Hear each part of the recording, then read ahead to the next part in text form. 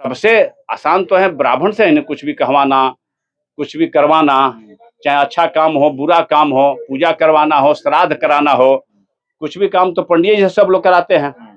तो लालू जी पंडित जी को पहले भी रखते थे और भी रखते हैं। पहले भी शिवानंद तिवारी जी को रखे थे प्रवक्ता बना करके, और वो भी जनेऊ तोड़ने की बात की, और अभी भी मनोज झा जी को रखे हुए हैं, उन्होंने ठाकुरवाद की बात की। तो लालू जी का ही पहले से ही नीति चला आ रहा है और उसी नीति पर आगे कर रहे हैं। और उनको है कि आप तो अब तो करा लिए हैं, हम तो कहेंगे जो भी अब जातीय जनगणना कराएं, जातीय जनगणना के आधार पर जो भी उनको सुविधा देना है, जो जिस जनसंख्या के आधार पर उसको दें। अब तो राजनीति ही हिस्सेदारी भी लोग मांगेंगे। यहाँ पर आलोक मेहता कहते थे कि 15% वाले हमारे ऊपर राज नहीं करेंगे। वहीं पर अब देखा जाए तो मुख्यमंत्री नीतीश कुमार जिस जाति से आते हैं उनकी तो आबादी बिहार में मात्र 2% है। तो ये इसी से पता चल गया ना, हम तो बोल रहे हैं ना कि हम नीतीश कुमार जी दें, जातीय जनगणना कराए हैं, जातीय जनगणना के आधार पर हिस्सेदारी लें, चाहे वो आरक्षण का हो और चाहे राजनीतिक हो। अब तो उसके आधार पर होना चाहिए भाई। 2% वाले जब उनका गणना हुआ तो 2% ही मात्र आ रहे हैं, और 2% वाले 18 साल से बिहार में शासन कर रहे हैं, और जिसके जनसंख्या उनसे ज्यादा है वो सत्ता से दूर है। तो ये तो अब निर्णय करना है जनता को और नीतीश कुमार जो कि बीजेपी नेता मुक्तेश्वर ओझा उर्फ भुअर ओझा हमारे साथ बात करने के लिए मौजूद है यहाँ पर।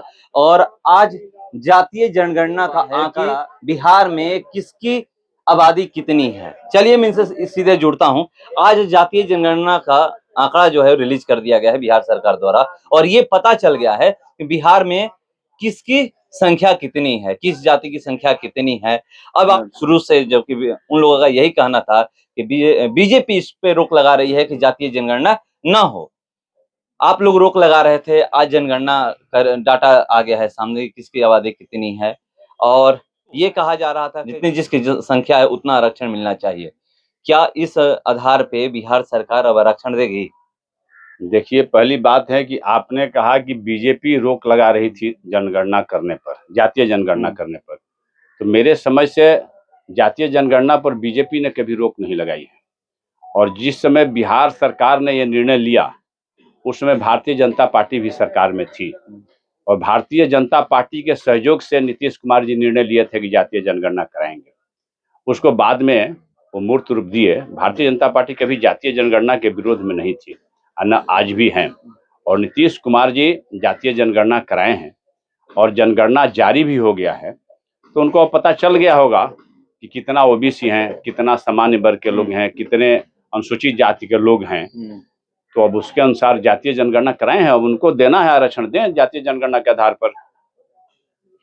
मतलब देंगे लगता है आप लोगों को? ये तो अब उनको देना है ना। जातीय जनगणना कराए हैं, जिस आनन फानन में जल्दबाजी में उन्होंने ये जातीय जनगणना कराया कि बहुत बड़ा हमको तोहफा मिल जाएगा, हम बहुत बड़ा नेता बन जाएंगे, तो अब तो करा लिए हैं।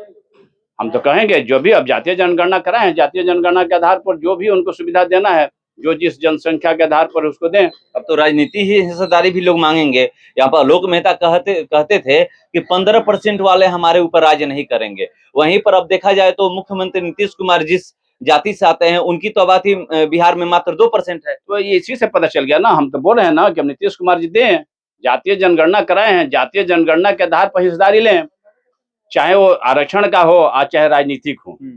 अब तो उसके आधार पर होना चाहिए भाई। 2% वाले जब उनका गणना हुआ तो 2% ही मात्र आ रहे हैं, और 2% वाले 18 साल से बिहार में शासन कर रहे हैं, और जिसके जनसंख्या उनसे ज्यादा है वो सत्ता से दूर है।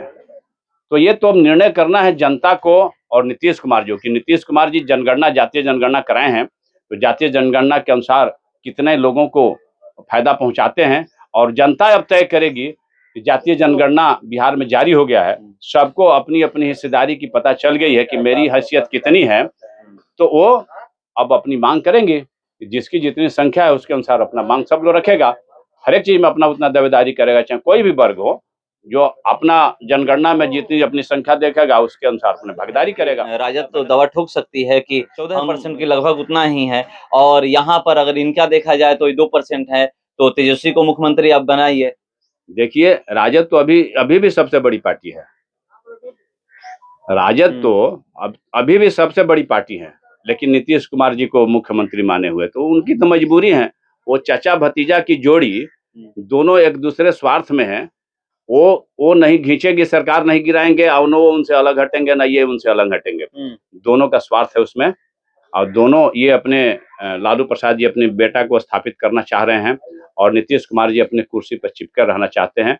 तो दोनों के लिए जरूरी है और मजबूरी है, इसलिए सरकार चल रही है। बीजेपी हिंदू मुस्लिम करती है। अगर ये देखा जाए कि यहाँ पर बिहार में कितनी हिंदू आबादी है और कितनी मुस्लिम आबादी है, तो बिहार में 81% हिंदू आबादी है और मुस्लिमों की आबादी लगभग 17% है। तो यहाँ पर भी आप लोग हिंदू मुस्लिम कार्ड खेलिएगा? देखिए, हम लोग हिंदू मुस्लिम की कार्ड की बात नहीं है। हम लोग, हमारे प्रधानमंत्री जी का नारा है कि सबका साथ, सबका विकास, सबका विश्वास। हमारे प्रधानमंत्री की जो भी योजनाएं चल रही है पूरे देश में, उसमें जाति विशेष पर और धर्म के आधार पर नहीं है। लेकिन ये बात जरूरी है कि ये गणना जो आई है उससे तो हम कह सकते हैं गर्व के साथ में कि बिहार में हम 81% है। बिहार में हमारी संख्या 81% है, ये हम गर्व से कह सकते हैं। लेकिन जहाँ तक विकास की बात है, विकास तो सबका साथ, सबका विकास, सबका विश्वास के साथ में नरेंद्र मोदी जी चल रहे हैं। उसमें चाहे हिंदू हो, मुस्लिम हो, चाहे कोई भी जाति विशेष के लोग हों, अगर योजनाएं चल रही है तो सबके लिए चल रही है, किसी जाति विशेष के लिए नहीं चल रही। नहीं, इसलिए मैं कहा कि आप भी जानते हैं कि वैसे ही आते हैं बिहार में, अगर वो चुनाव लड़ते हैं तो सिर्फ सीमांचल में ही चुनाव लड़ते हैं। जो भी लोग हैं ये सोचते हैं कि हमारा यहाँ पर कितने वोटर हैं, कहाँ हमारा वोट मिलेगा, इसलिए वो इसी क्षेत्र को चुनते हैं। तो बीजेपी भी तो ये 2024 में लोकसभा चुनाव है, तो शायद इसका लाभ सोचे कि नहीं, हमारी आबादी यहाँ पर हिंदुओं की आबादी 81% है, उनकी आबादी 17% है। देखिए, यहाँ तो पहले से ही हम लोग यहाँ पर सीट जीते हुए हैं। जनगणना के पहले से भी यहाँ पर नरेंद्र मोदी जी के नेतृत्व में एनडीए ने लड़ा है और 40 में से 39 सीट हम लोग जीते थे। हम लोग तो पहले से ही यहाँ पर जीते हुए हैं। ये जनगणना की बात नहीं है, ये नरेंद्र मोदी जी की सबका साथ, सबका विकास और सबका विश्वास वाली जो नारा है, उसके तहत सभी लोग, मुस्लिम लोग भी कुछ सपोर्ट करते हैं।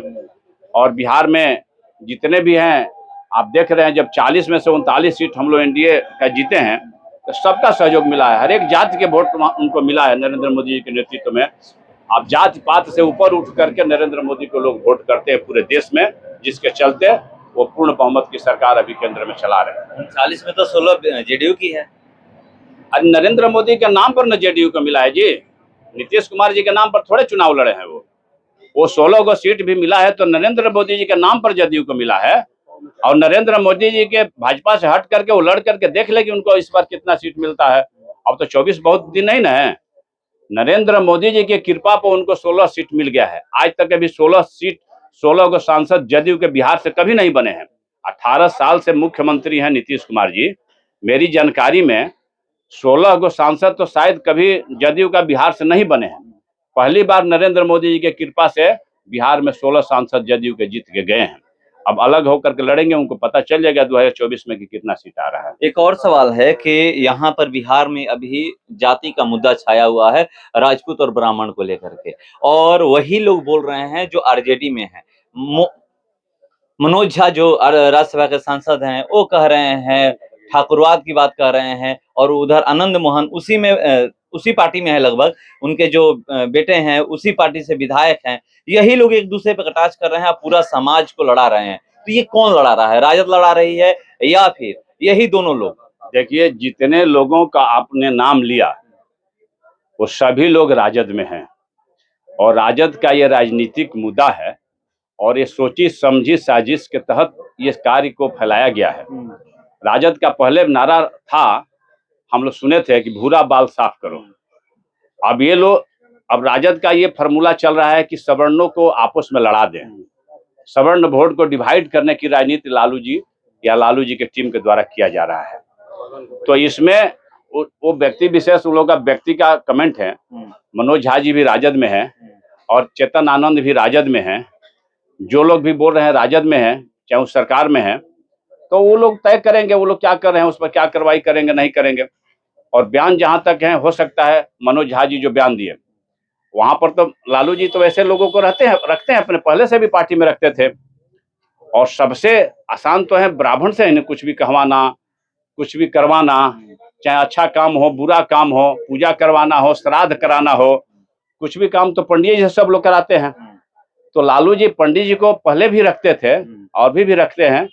पहले भी शिवानंद तिवारी जी को रखे थे प्रवक्ता बना करके, और वो भी जनेऊ तोड़ने की बात की, और अभी भी मनोज झा जी को रखे हुए हैं, उन्होंने ठाकुरवाद की बात की। तो लालू जी का ही पहले से ही नीति चला आ रहा है और उसी नीति पर आगे कर रहे हैं। उनको है कि आपस में फूट डालो और शासन करने की नीति पर काम कर रहे हैं। तो इसमें राजपूत और ब्राह्मण समुदाय कभी आपस में टूटने वाले, लड़ने वाले नहीं है। मनोज झा जी की बात हो, चाहे अन्य किसी राजपूत नेता की बात हो, उनकी व्यक्तिगत बात हो सकती है। किसी पूरे राजपूत समाज और पूरे ब्राह्मण समाज ने कभी इस तरह की बात नहीं की है। हम लोग एक साथ में हैं, आगे भी एक साथ में रहेंगे। लोग ये कहते हैं कि ब्राह्मण और राजपूत दोनों एक दूसरे के पूरक हैं। हमेशा रहे हैं, आज भी हैं, आगे भी रहेंगे। राजपूत और ब्राह्मण हमेशा एक साथ रहे हैं, आज भी हैं और आगे भी रहेंगे। उनको ये तोड़ फोड़ की राजनीति उनको सब पता चल जाएगा, और जो उनके नेता है व्यक्तिगत निजी स्वार्थ में जो इस तरह की बयानबाजी कर रहे हैं उनको भी पता चल जाएगा, चाहे जो भी हो, चाहे मनोज झा जी हो, चाहे अन्य जो चेतन आनंद हो, चाहे जो लोग भी, चाहे आनंद मोहन जी हो, जो भी बयान दे रहे हैं उनका निजी बयान है, उनका निजी बयान है। तो समाज को लेकर बात कर रहे हैं, एक कोई कह रहा है ब्राह्मण समाज, कोई कह रहा है राजपूत समाज, ठाकुर की बात कर रहा है, कहाँ आने, दोनों तरफ से लोग बयानबाजी शुरू हो गई है। आनंद मोहन, चेतन आनंद के तरफ से भी बयानबाजी शुरू हो गई है और उधर से भी ब्राह्मण की तरफ से भी बयानबाजी शुरू हो गई है। देखिए, क्या ब्राह्मण में एक मनोज झा ही एक नेता है? पूरे ब्राह्मण का नेता मनोज झा है क्या? पूरे ब्राह्मण का जिम्मेदारी लिए है? व्यक्तिगत बयान हो सकता है। उसी लोकसभा में तो कई हमारे ब्राह्मण मंत्री भी हैं, ब्राह्मण सांसद है, भाजपा से लेकर सब कुछ है। वो मनोज झा का व्यक्तिगत बयान हो सकता है, ब्राह्मण का बयान नहीं है। और चेतन आनंद का बयान हो सकता है, राजपूत का बयान नहीं है। सपोर्ट तो आरजेडी कर रही है ना, लालू प्रसाद यादव कर रहे हैं, उसके बाद तेजस्वी यादव, तेज प्रताप, हर कोई सपोर्ट कर रहा है। उन्हीं के पार्टी की ये बातें हो रही है, उसके बावजूद सपोर्ट लोग मनोज झा का ही कर रहे हैं। अरे तो वो करवा ही रहे तो सपोर्ट क्यों नहीं कर? सपोर्ट करने की बात करते हैं। सपोर्ट तो उसका किया जाता है जिसको मेरे अनजाने में कोई बोल दिया, उसको पीछे सपोर्ट किया जा रहा है। वो कह के ही करवा रहे हैं, बुलवा रहे हैं, तो सपोर्ट करने की बात आप क्या कर रहे हैं? सपोर्ट की क्या बात है? वो तो जो लोग भी बोल रहे हैं उनके इशारे पर बोल रहे हैं, उनकी बात बोल रहे हैं, वो बुलवा रहे हैं, इसमें सपोर्ट करने की क्या बात है? तो देखिए, बता रहे हैं कि सपोर्ट क्यों कर रहे हैं। और अब यहाँ पर जो आज जातीय जनगणना का डाटा जो रिलीज हुआ है, सामने आया है, अब यहाँ पर एक दूसरी बातें सामने आ रही है कि 2% जिसकी आबादी है 18 साल से मुख्यमंत्री है, और उससे ज्यादा बहुत ऐसी जातियां हैं उनकी आबादी है, वो भी अपनी राजनीतिक हिस्सेदारी मांगेंगे। इंतजार करिए। फिलहाल इस खबर में इतना ही। बने रहिए हमारे साथ। नमस्कार।